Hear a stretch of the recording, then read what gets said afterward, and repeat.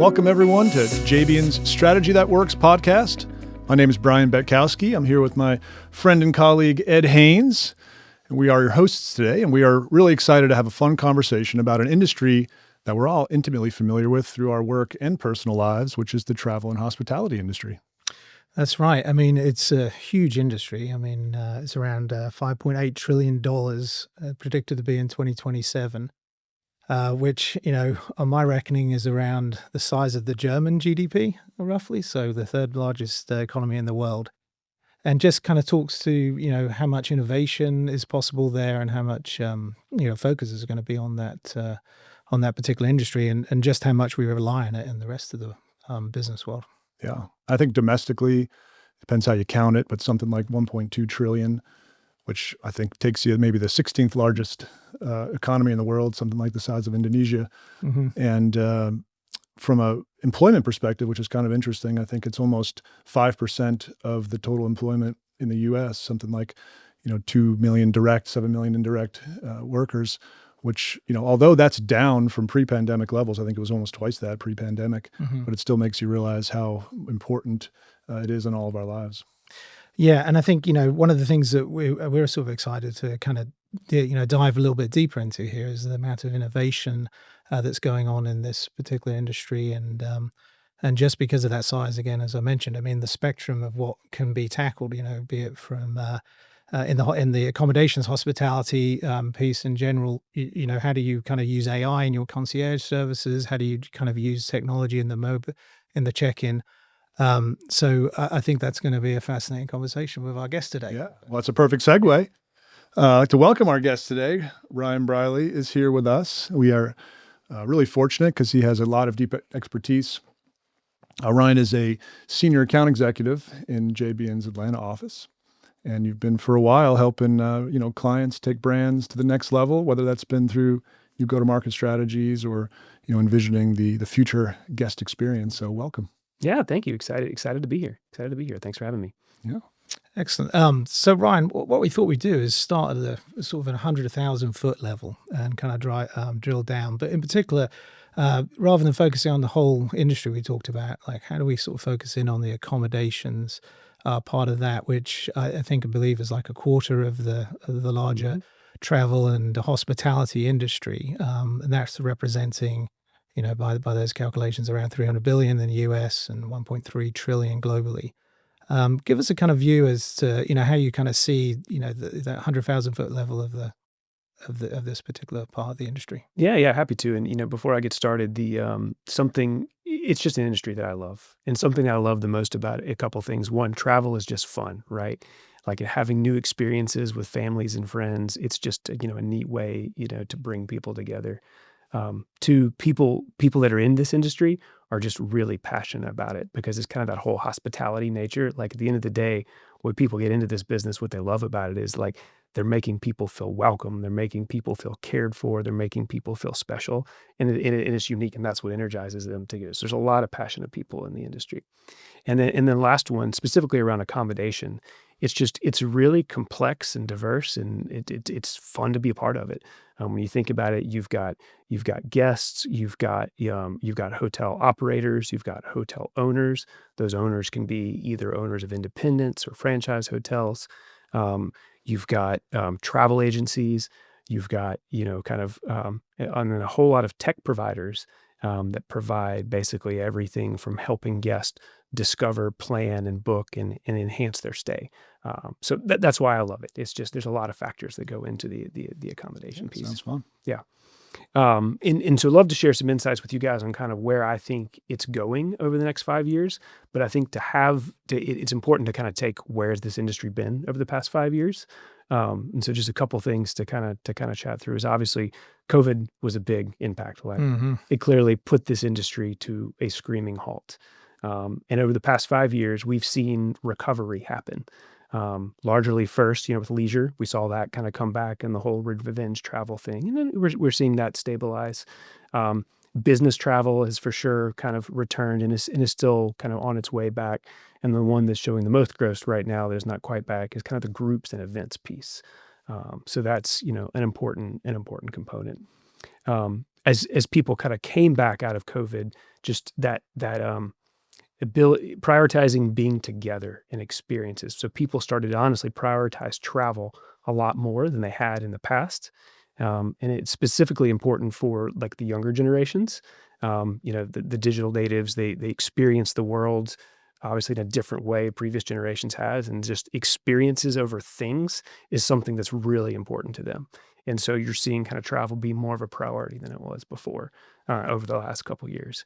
And then the another interesting thing when you think about the way it shut down, a lot of people left that workforce. It just kind of went away.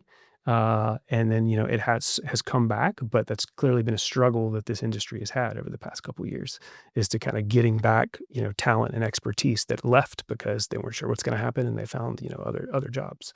And then lastly, largely new technology. I know we'll talk about just neat things going on with AI in this space. It's now alive and present in this industry, and we'll talk about some cool areas, things that's going on there. Yeah. I was reading a little bit about, you mentioned the younger generation, Yeah. Versus the baby boomer generation. And I was reading a little bit about how the different hotel types, whether it's boutique hotels, budget hotels, the big luxury brands, how that resonates differently with the different age groups. Do you have any insights into that? Yeah. I mean, it's clearly been a strategy that you've seen a lot of the brands play, because you rewind back, 10, 15 years ago, the amount of, I would say, brands under the big portfolios, the big guys, they didn't have a lot of boutique brands. They had their kind of, across the tiers in terms of lower mid-scale, upscale, and luxury and lifestyle. They had maybe one in each of those tiers. Now, if you look at the portfolio, they've got 4 or 5 brands with each of those, but all kind of targeting a different offering for basically people that are targeting a different experience. It's been neat to see that kind of play out over the last couple of years. I'm also curious about, prior to the pandemic, when Airbnb and VRBO had first come out, I was like, oh man, is that going to disrupt the whole entire industry? And what's that going to do to things? And then I feel like lots of laws got passed around that, and there's been a lot of swirl. Where does that landed? Obviously that's, made it a challenge for that to be, a consistent experience. Obviously, when people go to, what's appealing about a big brand is an element of consistency.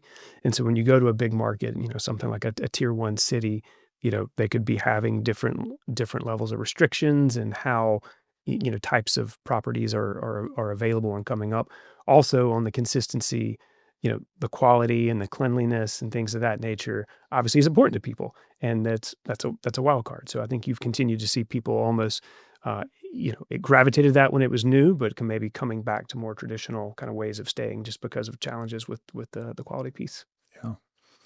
Well, you mentioned some about the technology, AI. Everybody wants to hear about AI. Tell us a little bit about what you're seeing. Yeah. It's definitely one of the big things that I'm seeing. Just the use of AI in automation technology, kind of to advance 2 things. One, around guest experience and personalization, and making that a better experience for guests. And then obviously the other around helping hotel owners and owners and operators really optimize their asset. And so on kind of the AI piece, if you think, on the guest experience piece, what you're thinking about, kind of a spectrum. Guests are either looking to discover, book, plan, travel. And that's where I think you're going to continue to see AI play a part. So I know a big one, you guys are big into this particularly, but using kind of AI technology to help you plan your trip. So if you guys used ChatGPT, Gemini to help plan a trip, have you ever used that? For sure. How was that experience? I was kind of blown away by it, Yeah. especially because of the integration that it has now. Most of those tools have integrations with live data as well, not just its historical data. Yeah. So you can get live information about what's going on. You can get flight information. You can get all sorts of stuff that it would be really, really time consuming to do yourself. Yeah, and it's a place to tie together those thoughts, right? Because when I plan travel, the problem I run into is you go to one website, you get some information, you go to another website, and like you got to, in the old days, you got a pad and a pen, and you're writing it down. But when you're using ChatGPT, for example, it's all in that same thread. Yeah. And so you can, it knows what you've been doing more than what you do, because half the time you forget. It is interesting, back, the biases that it may or may not have, or how advertising is going to impact that over time. I often think, like, what is really causing it to tell me that that hotel is the best? Is it really the best? And what does that even really mean? And whose opinion is that? Yeah, for sure. So in using that experience, is there anything that you felt like it was missing? Obviously it's new in new ways, but anything that you couldn't do as part of doing that? Well, book the travel. There you go. Mhm. Book the travel. The other thing when it's serving you up information is it doesn't have all the pictures and all the context and the other things that you get if you go direct to one of the brand's website. And that's what's going to be a powerful shift. So when you see those technologies be able to book, that's going to drive some material change in the industry. Because when you think about today, what they're called OTAs, online travel advisors. So think Expedia, think Booking.com. They largely have been a channel before to go and search and discover travel. Now, once ChatGPT can do these things, their business model is going to totally have to change. Yeah. Well, before those guys, there were the travel agents. Yeah, Of exactly. course, and on the Exactly. high street. In my case, I remember those. You walked past them, and you went in and booked a trip, and then it got replaced eventually by the electronic or the Yeah. digital version. Yeah. So, do you see those guys basically reinventing themselves, or do you see the travel agent coming back in the form of an agent, or do you see the brands taking it on, like the Yeah. hotels? Yeah. I mean, obviously the biggest impact of the OTAs is they're going to have to reinvent themselves. Like they won't go away, but they're going to become less of a channel and more of an engine. So like an example is you can look at like Expedia, something that I think they're actually releasing over the next couple weeks. Social is becoming more of a channel. It's how, again, digital natives, it's how they discover and think about the world and where they see where they want to go, where their friends are going. Expedia is actually rolling out something where it's called, I think it's called trip matching is what it is. And you essentially upload, through your social channel, you upload a story or a picture that kind of describes where you want to go. You tag Expedia, and then it says, here's suggestions of things you should do. Here's itinerary. Here's where you should stay. And here's the ability to book. So again, kind of that OTA is becoming more of that like engine behind it, but what was the channel was social media. So I think you're going to continue to see OTAs have to reinvent their business model as a result of AI becoming more prevalent, not only from an advantage for them, but then changing their role that they serve in the kind of discover and book phase of travel. I would say the other dimension it made me think of is just the personalization dimension. And then this becomes this trust thing, which is how much do you trust all these channels to know how much about you? Yeah. And then do you trust all these individual channels, or do you end up going back to a single point of trust? And I don't know if that's something that you're hearing people talk a lot about. Yeah, definitely so. I mean, that's what that's clearly what the big brands are promoting. Obviously, like so the actual brand companies, they're trying to. Obviously, the name of their game is upping that direct channel booking because that's more profitable for them. And so they're wanting to definitely pushing that message of trust. It's interesting you say about personalization. That's definitely another part of how the booking experience is going to change with more kind of AI technology. So today, when you go on to one of your like Marriott.com and you go to book a room, what's one of the first what's one of the first things you do once you know it's a Marriott and you have the property you want to go to? What do you do? You should log in. Yeah. Yeah. And then you go and search for different room types and, you kind of get an idea of what you're looking for. And it's usually a bit underwhelming. There's like 3 static images of like a hotel room and you're like, I kind of get it. But what's going to change in the future is, some of those direct channels customizing that booking experience to basically make it more personalized to you, but then to help them drive that conversion rate. And I'll give you an example that I know a lot of companies are actually piloting right now. So today there's those 3 static images. In tomorrow's world when this is more integrated, some of the AI and automation engines will use what it knows about you as maybe a Marriott Rewards customer. It will say, Brian, you're a family of 4. And I know that. So when I serve up images to you, I'm going to show pictures of your 2 kids sleeping in the bunk room. I'm going to show the size of the closet that has all the room for your luggage. And so you can actually kind of see yourself in that. And again, makes a more customized experience for you. And then the ability, to kind of drive higher conversion rate. I mean, that's a fascinating point. And I think it's a point to be made with all industries, right? Those who have the data are going to have the advantage. And as you were sitting there talking about that, I was thinking, well, Delta, for example, and to call out one airline, I mean, they have probably 30 years of data on me, since we've been using them. And the idea of like, how do you capture that data and use it to your benefit? I mean, have you in that sort of big data space, hotels doing, you say they're doing similar things, but what other things are they doing other than the bookings? What about when you show up on the day? Are there technologies there that are going to be used to improve your experience? Yeah, definitely. On the day of, I mean, that's where you get into kind of, I know I said kind of guest discover versus when you arrive on site. And so when you think about how they're using some of these things, that whole check-in experience, when you think, and you want that to be very personal and warm, and they use what they know about you, and you think about, maybe the gold standard 20, 30 years ago was Ritz-Carlton, right? They built this robust system and process beyond that, and it was amazing. But they were Ritz-Carlton. They had the means to go do that. Your average Courtyard down the street doesn't have the means to do that. But with some of the use of this technology and it knowing about you, it now does. So you're going to see things like their property management system, which is where they check in a guest. It now has the ability to use what it knows about you and basically serve up in a guided workflow to that agent what to say at exactly the right time to be able to just to create that warm feeling and kind of personalized experience as part of check-in. And there's the kind of people who want no experience and just want to be walked straight Right. through the door with the e-keys, which is already existing. Yeah. Then you get into the, when does this become creepy? When does Yeah. it go from cool to creepy when you're in your room and Alexa's listening to you, and this is where it goes back to the trust thing. Like, do you trust the brand to have all of those things? And it's a delicate slope. Yeah, absolutely. Another lens, to kind of think about it is from the owner perspective. Again, how some of this technology is helping them, and what you're going to see in the future is the whole revenue management function. So you can think about it from a hotel. How do I set prices based upon demand? You will continue to see that get really smart and have kind of demand sixing technology. Today, it's still for a lot of hotels, it's still very manual. It's kind of gut feel for the individual operator or for that kind of small tier hotel. And you'll see that basically the intelligence get better, and it gives the hotel operator, again, to focus more on the thing that matters, which is like the hospitality experience. They don't have to do some of this back office stuff. And so you'll see them to be able to kind of focus that to basically make their asset perform better without the intervention of a human at all. Yeah. You mentioned some of the metrics, in our research.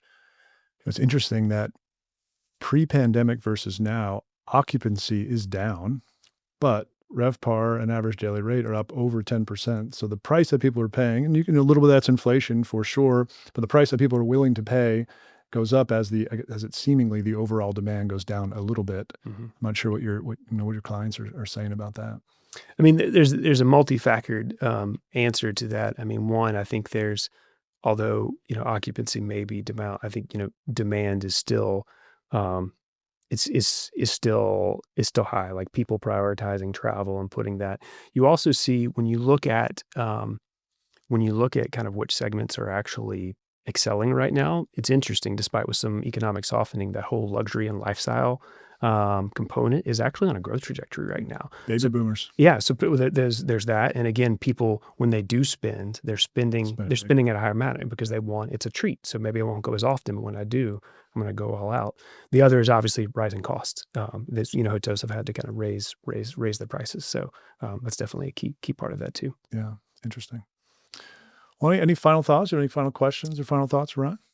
No, I mean, I just look forward to, it's one of those industries where I look forward to seeing what technological innovations kind of help improve that experience, but also from a business standpoint that, make it more efficient and make it so that, we can sort of expand the way we're thinking about things and expand the industry. Yeah. Any final thoughts? Yeah. I mean, just, obviously like I said, COVID kind of rocked the world for this industry, but then you saw kind of a return come back, but that what is normal is now different. And I think the industry has embraced it, but now it's time to scale. So you're going to see that scaled in terms of it, advancements in technology, analytics, cloud. And we can get a chance to talk about sustainability. That's going to be a thing. All will be things that you kind of see at the forefront. Tell us more. We have all the time we want. Do you have thoughts on sustainability? Yeah. I think sustainability, that is that will be another trend that I think you see can kind of continue to be in the forefront in the future. And, kind of for two reasons. One, travelers specifically younger generations are becoming more eco-friendly. So that's obviously in the hearts and minds more. The other thing is utilities and energy and all that. That's the number two, outside of labor, that's the number two expense for hotels. So if they can do things to drive that cost down, they're going to do it. So when you guys think sustainability at a hotel, what do you think of? Oh, I think of the we used to get fresh towels, and now Yeah. you do it by request. And Yeah. the other one, traveling around Europe, particularly, you see this where the lights go off and the air conditioning goes off when you take the key out of the slot in the door. And you see a little bit more of that in the US now, don't you? But Yeah. those efficiency saving. Yeah. What about you, measures. Brian?